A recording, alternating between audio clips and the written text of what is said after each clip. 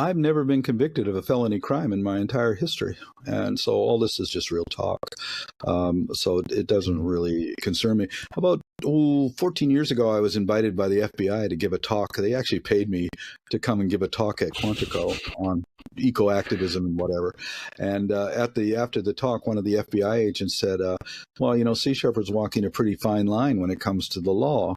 And my answer to him was, so who cares how fine the line is? We didn't cross the line. So if you don't cross the line, what's wrong with that? And he had to agree with me. But then he came out and he said, yeah, but some of your crew have gone on to become eco-terrorists. And I'm going, really? Who?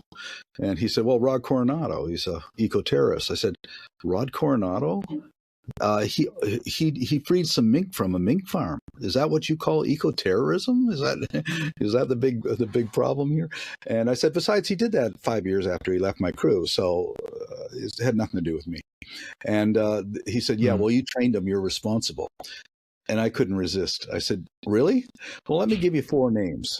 Timothy McVeigh, Lee Harvey Oswald, Osama bin Laden, Muammar Gaddafi. You trained them. Oh, yeah. Oh, yeah, you did. The American government did. The Mujahideen. Yeah, you betcha. So are there other organizations that are doing good things on behalf of animals now that you also are in contact with or that you appreciate from a distance? Well, there's a lot of organizations doing a lot of good things. I don't want to really list some and not list others and everything, but the strength of any movement, the strength of any movement is in diversity of approaches. So that approach might be litigation, it might be legislation, it might be education, it might be direct intervention. It all works towards the same thing. So I don't want to judge one over the other. I do have a problem with organizations that are hypocritical. That is, that they say things and do just the opposite. But no, that's unfortunate. That's what Sea Shepherd has become. You know, it's now just posing. It's not doing anything that certainly not in the spirit of what we originally began. Now they're afraid to do anything because they're afraid they might upset their corporate or their government partners. And once you partner with governments and corporations, you pretty much have lost your soul. Agreed, 100%. You said partners. I would say overlords, but Well, for instance, I never ever thought for a moment that Sea Shepherd would partner with the Austral Fishing Company and the Marua Daichiro Fishing Company of Japan. They actually have a partnership with them, and now where we were totally opposed to fishing, totally opposed to fishing, they now come out and say, well, these are sustainable fishing. There's no sustainable fishing in our oceans. That doesn't exist. So that kind of compromising is something that was one of the reasons that I'm no longer with Sea Shepherd. You know, we've lost something like 60% of the sharks. Yeah, I have to say, when I say no longer with Sea Shepherd, I do still work with Sea Shepherd France and Sea Shepherd Brazil. Those are the two groups that refuse to, compromise their principles. And so, it's a bit of a complicated situation, but those two countries I still continue to work with. And Sea Shepherd UK became the Captain Paul Watson Foundation UK. So in there, we still have that group. And thankfully, because of that, I was able to continue to go forward. Yeah, obviously, this is a really difficult time. Are there colleagues that have completely turned on you? Was it a full mutiny in the sense that there are people out there that really stabbed you in the back that you thought you were your friends? In August of 2022, we had what we called Sea Shepherd Global. Now, Sea Shepherd Global was not set up to control Sea Shepherd. I set Sea Shepherd up as a movement, not as an organization, a movement of independent entities, whether it be France or Germany or the UK or New Zealand, Australia. They are all independent. But we set up Sea Shepherd Global to coordinate the ships and the campaigns. That was the sole purpose for it. That was in 2013 that we did that. In 2022, there were 6 directors, and Lamia, SM Lamia, and myself were 2 of those 6 directors. In August of 2022, 4 of those directors held a meeting without inviting us. And at that meeting, they dismissed me and didn't tell me about it until September 2nd, when I received an email saying, you're dismissed from the global board without any explanation. and they've never spoke to me ever since. And when Lamia Samlami questioned this, because she wasn't invited to the meeting, she received an email saying, "You're hereby dismissed from the Sea Shepherd Global Board." And then this global board, which was never meant to control anything, then decided that it would control all the other entities. Now, we went to court just recently on this in Holland, and the Dutch court ruled that, yes, the dismissal was illegal, but didn't do anything about it. So they still get away with it. So we have another court case on that, because now they're trying to claim that the name that I created belongs to them, and the logos that I designed belongs to them. They're trying to say that they actually created those logos. So we had to go to court with all of the historical references to show that that wasn't true. And these 4 men are people that I actually brought into the organization, who I trusted. And so, yeah, it was quite a shock when they did this. And like I said before, Peter Hammerstedt, who is one of them, he said, "Well, my obligation is to the organization and not to Paul Watson." And I'm going, yeah, precisely. But, your obligation should have been to the movement and to the values of the movement, not to some entity that was set up only for the sole purpose of controlling ships and campaigns, not controlling everything else. Have these sniveling cretins, pardon my French, released a statement explaining any of this? Nope, they refuse to explain it. We've challenged them to debate it publicly. Their tactic is to say nothing, to explain nothing, and they're losing support, of course. When people find out what's going on, they come over and they support me, but they control all the lists of names, and by refusing to explain themselves, they feel that this can go on. Alex Cornelissen actually said to Lamia Samlami, he said, "Oh, people will forget. People always forget." And Peter Hammerstedt made the silliest remark. He said, "Well, look what the World Wildlife Fund and all the bad things they do, and people still support them." So I'm sure that we'll continue to get support. That is a shame. Well, we're here to say you have a new organization that has your name on it, which would be harder to hijack. What's the name of the new foundation that you got? Well, after being ousted from Sea Shepherd Global, I set up the Captain Paul Watson Foundation. It made me a little uncomfortable to do that, but I set it up so that that's a name they can't really take away from me, or nobody can take away from me. At some point, I'll probably just call it the Foundation. But we're also fighting to regain control of Sea Shepherd with Sea Shepherd France and Sea Shepherd Brazil. So it makes it a little complicated, because we still working with Sea Shepherd name in those 2 countries and everything. But we'll see where it goes from there. But right, the first thing, what happened as soon as I left, I had nothing, no ships, nothing and everything. But I get a call from one of our longtime supporters, Jean-Paul de Joria, who's the founder of Paul Mitchell Shampoos and Patron Tequila. He's a very wealthy businessman, a self-made billionaire, really, because he was a homeless man at one point. And he calls me up and he said, because he had already sponsored a small boat, which they scrapped. They scrapped all our boats, and he said, "What happened to the boat?" And I said, "They scrapped." And he called them up and said, "Why'd you do that for?" And they said, "Well, it was getting old and we decided to scrap it." And he said, "Why didn't you give that boat to Paul?" And they said, "Well, we offered it to him and he refused." And I said to JP, John Paul, I said, "No, I never even spoke to them, so they certainly didn't offer it me." So he said, "Okay, find me a ship and I'll buy it." So I did, and I found a ship, former Scottish Fisheries Patrol boat, and that's now the John Paul de Joria, and that's our ship, and it's a great ship, and he's our primary backer on that. But we're also, a lot of people came over. I got the support of the Red Hot Chili Peppers, and a lot of celebrity supporters, a lot of long-time supporters, and we're getting stronger every day. They're getting weaker every day, but we're getting stronger every day, because I think that they've made a big mistake. Sea Shepherd cannot survive as being a mediocre, non-controversial, afraid to do anything organization. You have to be able to risk everything in order to be successful, and that's what we're going to do, and that's what we have. Isn't that and isn't that the appeal for the people who give the money to you in order to do something? Is that they expect you to be sort of direct and effective? Yes. So all we have to do really is recapture their attention, because a lot of people think that Sea Shepherd is still continuing to do what Sea Shepherd's always done. So, in June of this year, we'll be taking on the Icelandic whaling ships, and it's my objective to make sure they don't kill any whales, and I'm sure it'll be pretty confrontational, and I think that will probably capture a lot of people's attention when we do that.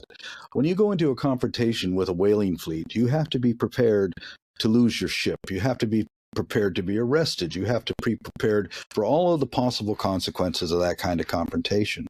And we are. So I'm sure that we'll be successful on that. Last June in 23, we were prepared to take on the Icelandic whaling fleet.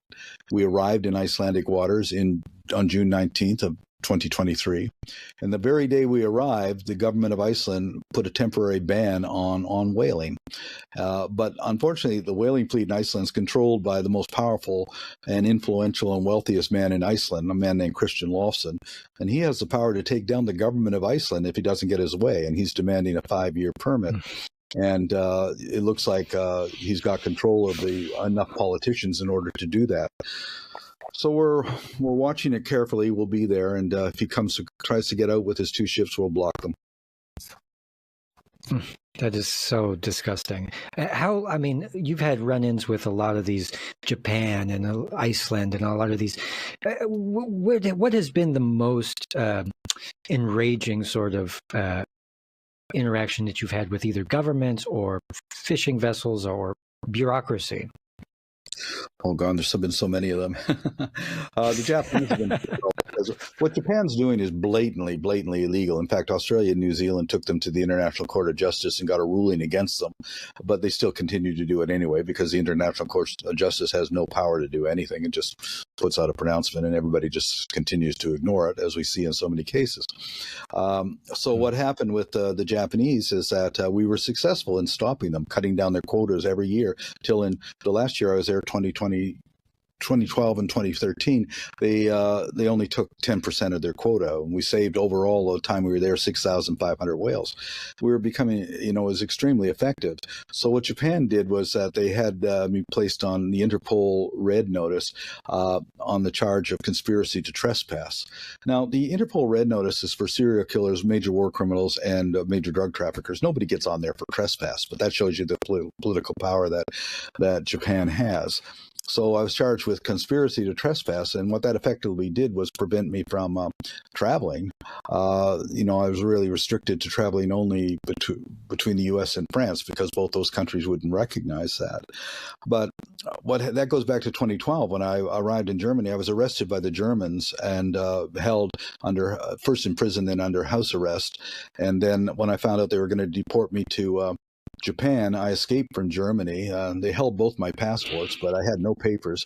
But I got to the coast of the Netherlands, and Lamia Samlami from France got me on a sailboat, and I sailed across the Atlantic, landed in Nova Scotia, went ashore at night, then crossed into the U.S., crossed the United States, reboarded one of our vessels off of Catalina Island, took that boat to American Samoa, then boarded my ship, the Sea Shepherd, went down and confronted the Japanese one more time, and then came back, and then spent the next 6 months in exile in the South Pacific, Vanuatu, Tonga, or the Great Barrier Reef, until finally John Kerry gave me permission to come back into the United States on the grounds that this whole thing was ludicrous, and I was able to return to the U.S. But I can't go. I haven't been able to go to Canada because Prime Minister Trudeau said that he would see that I was extradited to Japan if I crossed the border. These stories give me goosebumps, Skip. I'm on the edge of my seat. I can't believe that people like you exist. Thank God that you exist. Now, John Kerry was nice enough to be diplomatic to you? Have governments been turning on you as well as the Sea Shepherd in recent years? Are they getting more eco? Well, we do have, good relations with the French government and the U.S. government, I guess. I wouldn't say good relations. The U.S. just doesn't bother us. But in the French government, we're actually more cooperative. We're working closely with them. And I have no problem with working with governments. I work with Ecuador. I actually got the Amazon Peace Prize from the president of Ecuador for our work in the Galapagos. I have no problem with working with governments. But the problem with Sea Shepherd now is that they not just work with governments, they basically do what the governments tell them to do. and the governments have to go over their every press release has to be okayed, on and on and on. So it's very basically they're controlled. Mm-hmm. Yeah. And for what reason is the real question. I mean, I'm vegan and I've been vegan now for a while. It seems to me that some of the things, like you mentioned, that they were using the oil because it makes a good, whatever, industrial lubricant or whatever, is it really necessary to fish and destroy marine life like we have been doing still to this day? No, well, the problem is that in 2015, I called for a global moratorium on commercial industrialized fishing, and for at least 75 years, because if we carry on doing this way, there won't be any fishing industry because there won't be any fish, and we're literally pulling everything out of the ocean. And can you really call yourself an environmentalist if you aren't vegan? Is the question. Well, I guess you could, but there is a lot of hypocrisy involved in that. But but I think it's something that has to be recognized, that the slaughter of 90 billion animals a year, primarily on factory farms, is the most significant contribution to global greenhouse gases, the most significant contribution to groundwater pollution, the most significant contributor to dead zones in the ocean. And so, there is a direct connection. I had Rex Weiler on the program and I threw him under the bus and I said, "Are you vegan?" He said no. And I said, "Shame on you." Shame on you, Rex. Well, all my ships have been vegan since 2000. Prior to that, they were vegetarian. That's incredible. That's incredible. So as we go along with humanity and we start finding out that the environmentally friendly group, you guys were right, that we're destroying the planet, and now we have climate change. It's this big existential crisis. Do you feel a little bit more vindicated in all the things that you've tried to been telling people over the years? Do you feel like people are coming around? I don't feel vindicated at all, really. I don't really look to the future much. I learned a very important lesson back in 1973. I was a medic for the American Indian movement during the occupation of Wounded Knee, and we were surrounded by U.S. federal troops who were shooting at us. They killed 2, wounded 46, and I went to Russell Means, who was the leader of the American Indian movement at the time, and I said, "Look, we don't have any hope of winning here. We're outnumbered. The odds against us are overwhelming. So what are we doing here?" And his response to me stayed with me for the rest of my life. He said, "Well, we don't care about the odds against us, and we're not concerned about winning or losing. We're here because it's the right thing to do, the right place to be, and the right time to do it." He said, "Don't worry about the future. You have no control over the future. Your control is in the present. What you do in the present will define what the future will be. So I don't get depressed or I don't get pessimistic about the future because I know I don't have any control over it. All I can do is focus on what I do, and what I do is in the present." God, that is the most beautiful nugget of wisdom I've heard all week. Can you talk a little bit about what happened at Wounded Knee? I know that there was a shootout with the FBI, right? Yeah, the town was occupied by the American Indian movement to bring attention to the Fort Laramie Treaty of 1868, which was violated, of course, as every other treaty was. And the Nixon administration wasn't going to have anything to do with that, so they sent federal agents to put an end to it. And so the siege of Wounded Knee lasted for about 2 months, where we held off against the U.S., and we created the independent Oglala Nation of Wounded Knee. And so it was largely symbolic. Russell Means and Dennis Banks and that were arrested, and Russell was shot. And then Russell did something, and Dennis Banks did something which was brilliant. They became movie actors and movie stars, like in Last of the Mohicans or whatever. And in America, of course, if you're a movie actor, that makes you almost untouchable because now you're part of the aristocracy, no matter what you've done. And he was able to carry on and doing what they do. But, in a way, you have to get that celebrity status to protect yourself, or otherwise you're just expendable. Do you feel like you have that at this point? No, not really, but somewhat in certain places. I'm pretty well known in France and that, but I don't really think about it that much. Do you have enough comrades worldwide that you feel like you can continue on with your organization until, forever? Well, yeah, I think so. there's a lot of people I've worked with over the years, literally hundreds of people who are doing a lot of things. People for the Ethical Treatment of Animals was actually established by one of my crew members, and there's been many cases, many organizations that were founded by people who crewed with me. Wow. And what does it take to get on a crew for you? I'm asking for myself. When can I come and well, anybody volunteer? Anybody can volunteer, and then we coordinate the time and the place and wherever, because sometimes it's a commitment of 2 weeks, sometimes it's a commitment of 3 months, so it depends. Has there ever been moments of, I mean, obviously this is potentially dangerous work. Has there ever been people going overboard or accidents or intentional deaths? Anything? We've never had anybody injured, certainly not killed. We've never had anybody injured. Well, then you're not much of an eco-terrorist, I have to say. Oh, yeah. Well, all you have to do is hold a protest sign up in front of an abattoir, and you're an eco-terrorist these days. I mean, it's against the law in the United States to take a picture of a farm, for God's sake. So